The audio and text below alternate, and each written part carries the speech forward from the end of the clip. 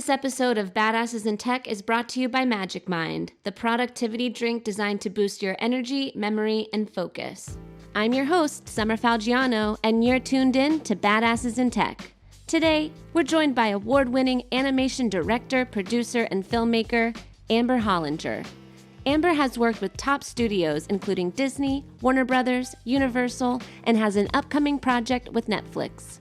In this episode, we talked to Amber about how she got her start and the importance of not waiting for others to open a window of opportunity.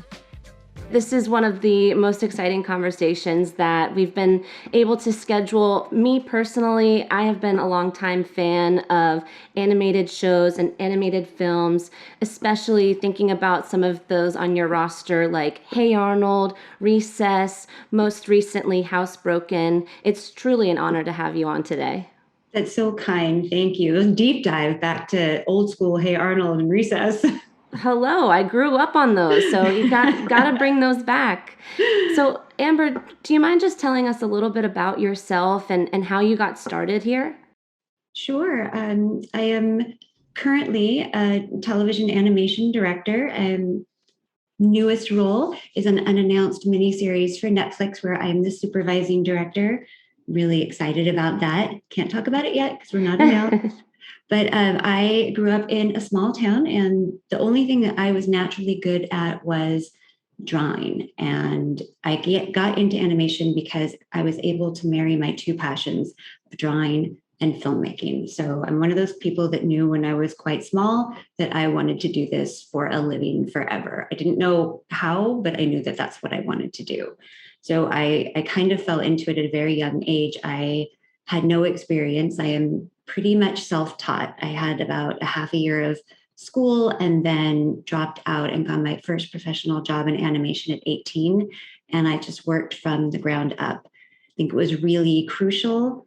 Part of what I feel is my success as I grew as an artist was paying attention to everyone else's job around me, learning as much as I could, because without formal education, how was I going to get that skill set? So whatever anyone would teach me, working extra hours, skill building on the side, practicing and honing, you have to have like a real passion for this line of work. It is not for sissies.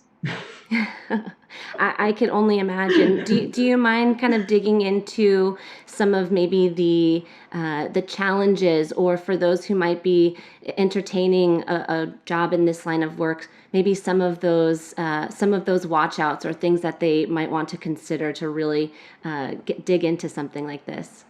Well, I think to work in entertainment in general, whether it's live action or animation, you have to have a particular personality for it. You have to have a certain wiring. It can be glamorous. I am not lied. I've been on the red carpet and it's great. Mm-hmm. However, that's really, really hard earned. And that only comes after tireless days of putting your heart and soul into something. It is not a 9-to-5 job. It's much like an actor. You go out, you have to audition, right, and you get rejected, and you have to do that over and over again. You're applying for jobs and you're just trying to sell yourself, and jobs in entertainment are cyclical. So you don't have consistent work. You can work on a project for 2 months, get laid off, have to find another job, maybe work for 3 months, get laid off, have to find another job. It's rare that you can stay at a studio for a long period of time. So you have to be prepared of, you don't really have job security. It's all about the hustle, and you're only as good as the last thing that you've done, and building a good reputation for yourself. So those are some of the things to watch out for. If you are a person that is in it for the fame and glory, probably not the right reason to get in it. If you are a person who is looking for a normal life, meaning you go in 9 to 5 and go home, that's also not for you. I, on average, work anywhere from 12 to 15 hours a day. Mm-hmm. I love it. It's brutal, right, but there's no mistaking the work that you put in is massive. And there is always competition. Competition is fierce, especially right now. So going in just fully aware of these things and being self-aware of what kind of person you are, I like young people to all people to set themselves up for success. don't put yourself in a place where you're going to fail. Really assess who you are and play to those strengths. Yeah. And I could imagine, throughout your career, it sounds like the drive is necessary and really not having that consistency like a 9 to 5. I'm sure there's tons of times where it's a bit discouraging. So could you talk a little bit about how you kind of maintain that like mental determination? Well, I mean, I think artists are very fragile creatures in general. I mean, it's everything we do is so personal. It must feel, I usually equate it to an actor because it's hard to tell an actor when they audition and don't get the part that it's not personal. They have rejected you and your performance and what you gave to them. And Right. the same thing for an artist. You're putting a little piece of your soul out there for the world to judge and see and react against. And if that's not received well, it feels like you question your talent, you question your sense of worth, or if you are good enough to do this job. Even if it's just one rejection, you might feel like, even at this point in my career, I won't get a job, like, or a job will end and I'm like, I'm never going to work again, never going to find another job. This is it for me. This is how I go out. Just never going to work. It's really mentally, it's tough, but having an undying love, like, I have only grown in my love and passion for this work. It has never wavered from the time that I started. I absolutely love it. So I think having an intense love and drive to not give up. I think that there's also that small caveat, and I usually give this to younger people, is that if you are shoehorning yourself into something that isn't working, please be kind to yourself and give yourself the permission to fail at one thing so that you can succeed at another.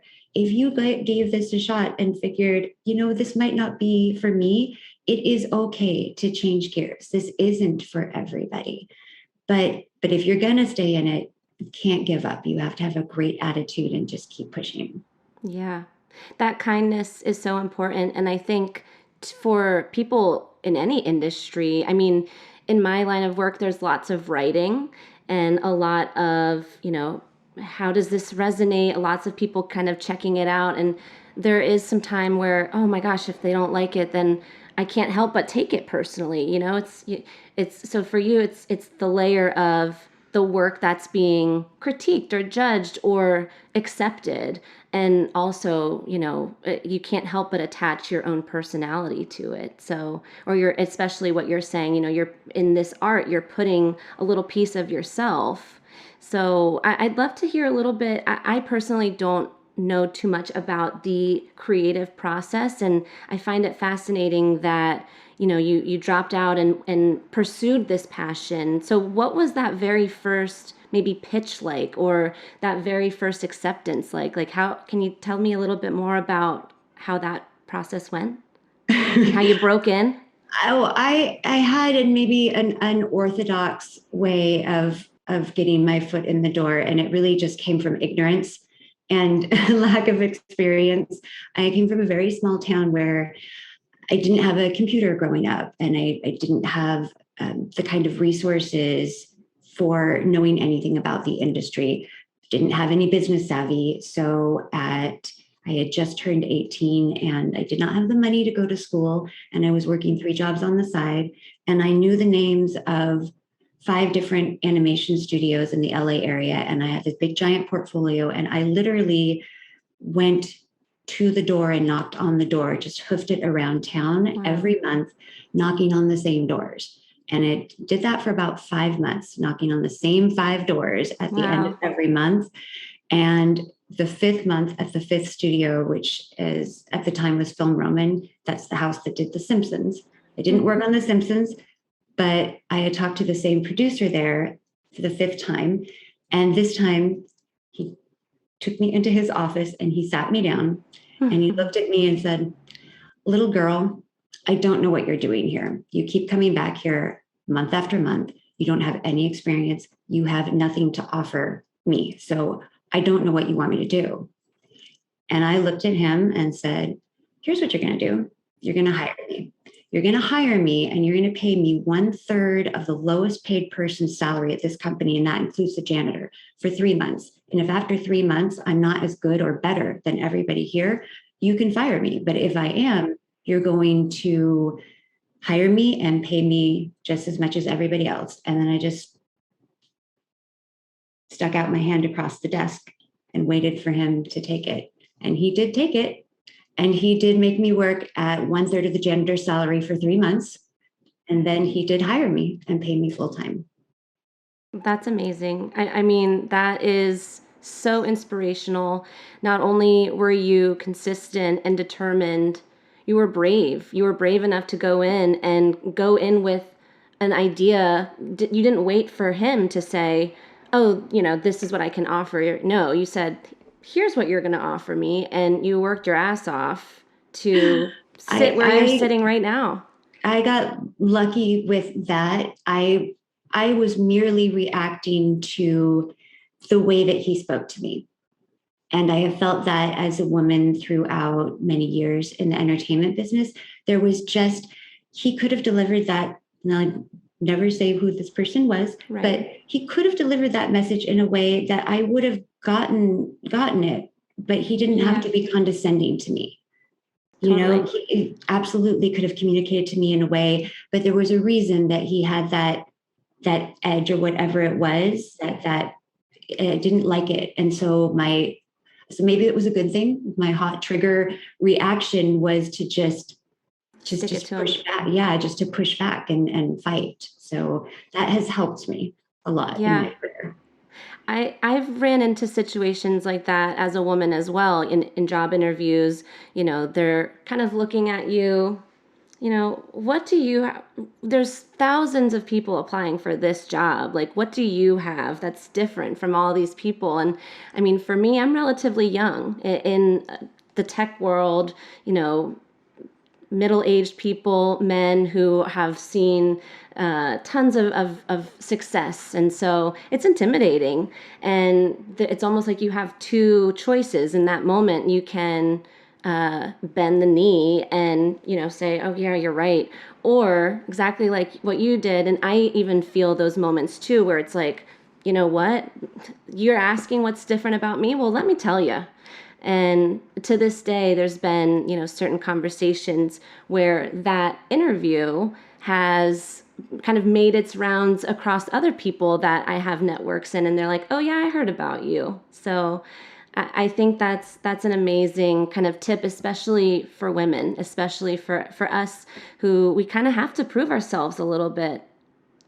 It's sad. In my career span, I have seen such tremendous progress. I have gone to being like the only female storyboard artist on a crew to now having like across the board, very equalized 50-50 crews to this point. I had to fight to have my voice heard for so long, even though I must give credit to, I've had amazing male mentors throughout my career who opened doors for me after I had proved myself, that had enough faith in me, that put themselves out to get me ahead.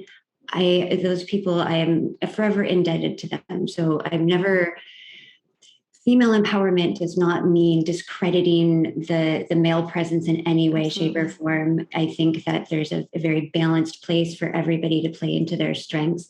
So I'm always careful about that. I have 3 children and 2 of those are young men. And I'm never going to be a male bashing person. We need that male presence as much as we need that female presence. It's really just about respect and inclusion. I still, when I go in, I will not put myself out for a job that I am not qualified for. I'm there because I think I can do that job. If I can't do that job and I'm not qualified, you shouldn't hire me. I mean, listen, right. that producer was right. I was 18 and I had no experience. If he had more qualified candidates, he probably should have hired them. So that he was able, even in his condescending manner, he still did give me that chance to prove myself. And then it was up to me to make the most of that opportunity. Absolutely. I wasn't going to waste it once I got in there. Well, and that's key. It's like you got that golden ticket and you did everything you could to run with it. And I think what you're talking about, room for everyone at the table, that's so important. It's really not one over the other. It's we're all here. We all have passions and skills, and if we work well enough together, all of us together can reach even higher dreams than we ever thought possible just on our own individual basis. So, and it sounds like, you know, I only consume entertainment, and I see at the end of all of the shows and films thousands of names in the credits, right? So it truly is a team. It's teamwork makes the You dream work, can't makes the do film. it in a vacuum. I think it's Right. another great motivation when you're on a crew to take the time to get to know other people and what their jobs are. How do their efforts contribute to the final production? What is their role in it? When you're in a crew, it becomes a family. And if you get a little bit too self important, like your job is more important than another job, if you actually got to know the people and the jobs that they're doing, having that understanding of what they do and how it fits in, not only do you appreciate their role, but then when it comes time to troubleshoot, if you understand what they do, you can help service their needs. You can help the same way that they should be doing that for you, and understand where your struggles are in the production and when you hit roadblocks. So I think that's really very invaluable.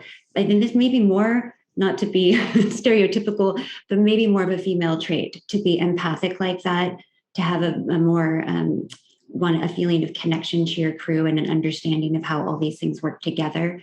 But I think it's a good piece of advice for anybody going in. Yeah, it's almost like you're putting the puzzle together. If you get too focused on your specific role, or sometimes if you are focused too much on a small group of people that you think, oh, they'll move the needle for me, so I want to just kind of really get to know this group, and who cares about the others, that's detrimental. So I think it's a perfect piece of advice for everybody. I mean, relating to work, relating to family, relating to society, like the more that you can really understand and have empathy and try to put yourself in other people's shoes, who knows how far everyone can go. So I think that is invaluable for sure. Piece of advice. Thinking about some of the content that you have been creating, you mentioned that you're a mom.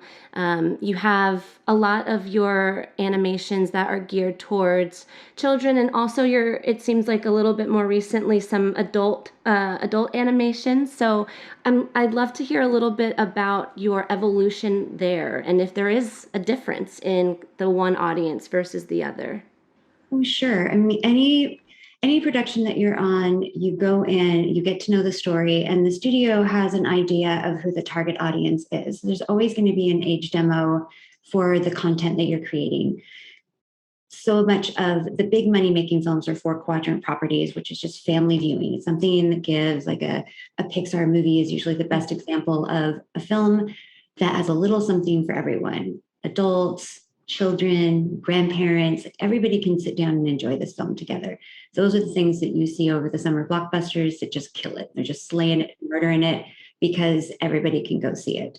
But there's room for everything. And it's really just getting opportunities to work on different things. As a brand, when you're trying to build your brand in yourself, you're supposed to have like a specialty. And I do believe that. However, I love and have made an effort to dip my toe in many pools, Right. in features, like in long format, in short film format, in script driven, in board driven, in 2D, in 3D, in preschool, in mid school, in adult, in Wow. four quadrant. Like I just want a drama, comedy, action. I want it all. As a filmmaker, I just want to tell good stories. So for me, animation for the longest time, at least in America, has been something that is considered towards a younger audience. And I think the pandemic really helped legitimize animation as a force in an industry, it was a little bit of an equalizer. People started realizing the value of animation as an art form for older audiences. Yeah. So getting the opportunity to tell more adult stories through animation has been super fun. Like, who doesn't want to? I mean, sure, I love telling gentle preschool shows with a positive messaging, and then I want to cuss and impale people through the neck, like I have the best of both worlds. Yeah, I mean, people in general, I think, are not unifaceted, they are multifaceted. So if you've got all these different sides of yourself, it only would make sense that you would want to create content that's more reflective of the world around you or the thoughts going on in your head. Totally. Well, and do you think that you mentioned the pandemic maybe having maybe opening the world's eyes up a little bit more to animation? For me, I see a lot more animation through like social media, like brands putting all of their quick facts and making it into like a fun animated video. What do you think social media's impact and technology's impact has been on maybe this this influence of animation's growth or success? Technology has been irreplaceable in the forward progression of animation. Like, it's just a game changer. And to politely date myself, I started out pencil and paper and pinning drawings up at the wall when I was doing Disney features, pinning drawings up on the wall and pitching them, to now I can create like a Toon Boom Storyboard Pro, and changed my life for what I do. I can build an entire movie in this one program that's meant for movie making. Like, it's meant, I can build in preliminary sound design, and I can time it and edit it. I can create scene transitions. I can draw on it. It's just, you can create 3D work in it and 2D work in it. It's just been absolutely amazing. It's then you're talking about the progression for 3D and CGI, and you've got Maya and Blender and Lightwave 3D and, oh my goodness, Cinema 4D. There's just like all these amazing programs that allow you to apply texture mapping like on a fabric, so that you were like, and think about Disney and the Nine Old Men and painting a stripe on something and then having to animate that by hand in every frame and how it moves. And now there's technology where you can put a texture mapping code on a material and just have it like, it's so beautiful, being able to rig a character so that it just stays on model and moving it, and then motion capture so that you can get authentic human motion to a character that you couldn't otherwise. It's absolutely unbelievable, not to mention with the pandemic that everything operates remotely. So you've got ShotGrid and FTP sites and Zoom meetings and Google Meets and everything. The last 3 productions that I've been on, I've launched entirely from home. Oh, that's amazing. I've not met anyone in person on my last 3 crews. Yeah, I mean, that's probably the world that we're going towards. It's probably going to stay this way for a while. So that's interesting. What you're describing, I mean, I saw it very much so in Stillwater, thinking about the panda bear. When he gets wet, you can see like almost like the water droplets in his fur, and like he moves and everything. So is that pen or is that like drawn, or is that somebody who's like moving? That's all rigged in 3D. Wow. And if you have a fur texture, and this is where budget comes into play. So it's like, let's say on a production which had like Stillwater, which had a really healthy budget for a television series versus feature series, you have to think about little cheats. So the way that Stillwater's fur was textured and mapped, it looked great when it was dry, but we had issues. Like, we had to think very carefully. We had one episode when it was raining, and how do the fur reacts differently when water hits it, and it can look really, really strange. So we were thinking about if like one episode he fell into a puddle, we just had him fall into the puddle off screen and then cut to like the top of him. When characters were wearing a hat, if they're rigged in 3D, the way that they rig it and set it on the head to attach it and be able to move it is not really compatible with other structures. So if a character had a hat on, we would want to cheat that we never saw them take the hat off or put it on screen. So a cheat would be we see them pick up a hat in one scene and then we just cut to the next scene and they're like this, like they had just put it on, but we would never actually see them take it off because it affects the way that the hair is rigged.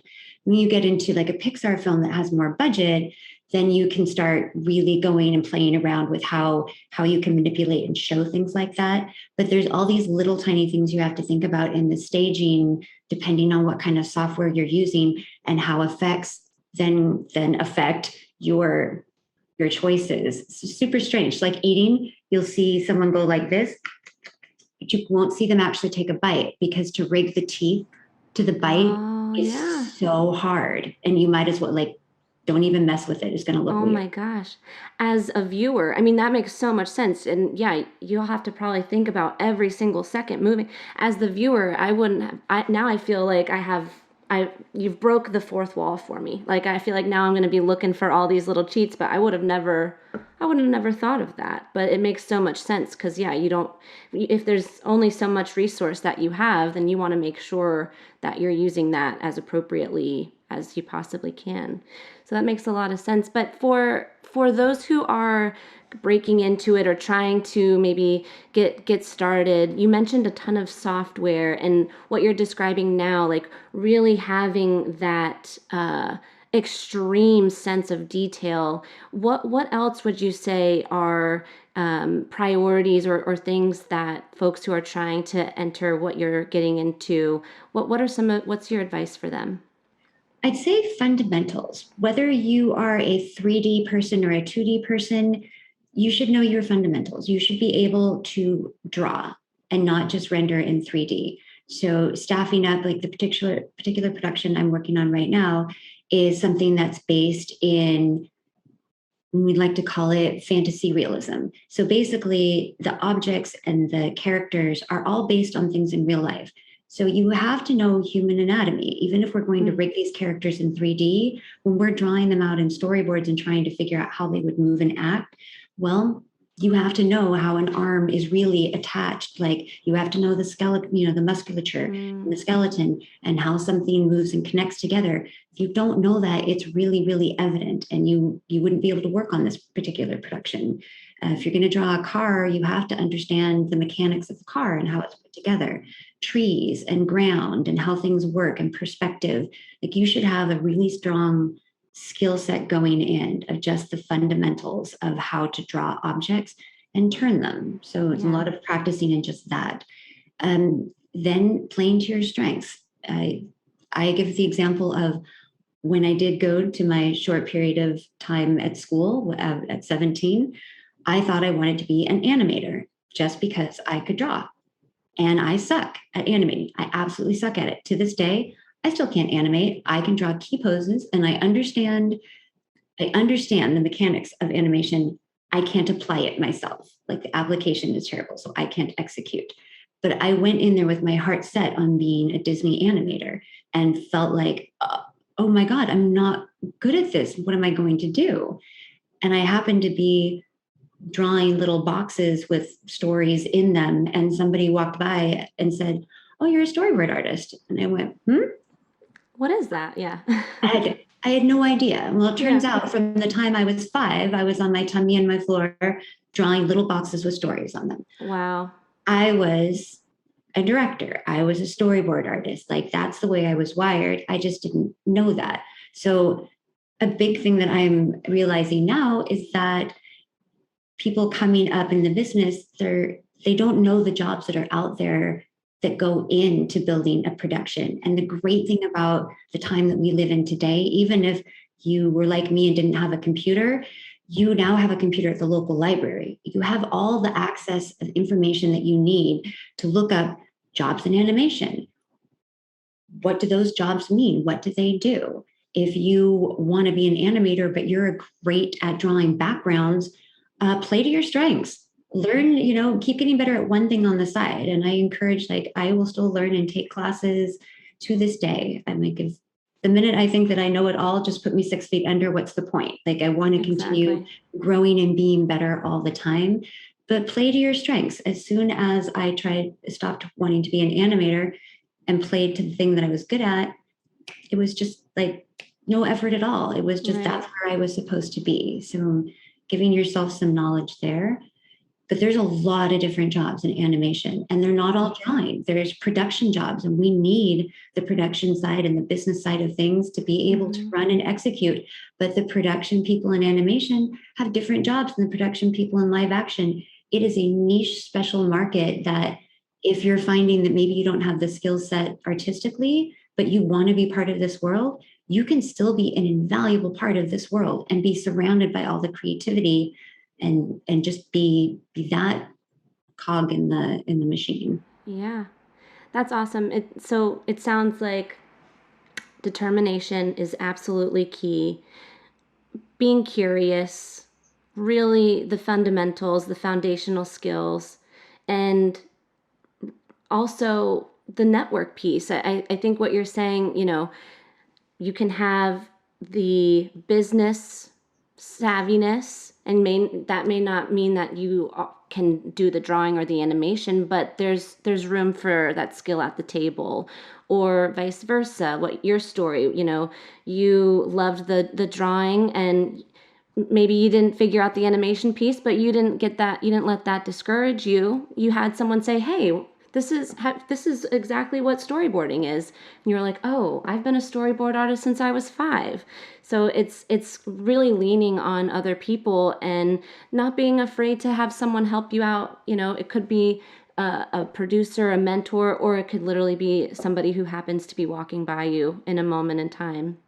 So that's a beautiful story. And it's, being open to the opportunities. You may think that, okay, I want to go this way, I want to take this route, and life may actually say, no, you need to go over here to find everything that you're looking for. So what an inspiration. And I want to leave you with just one more question. We're talking a lot about your history and a little bit about how the market is today and the industry is today.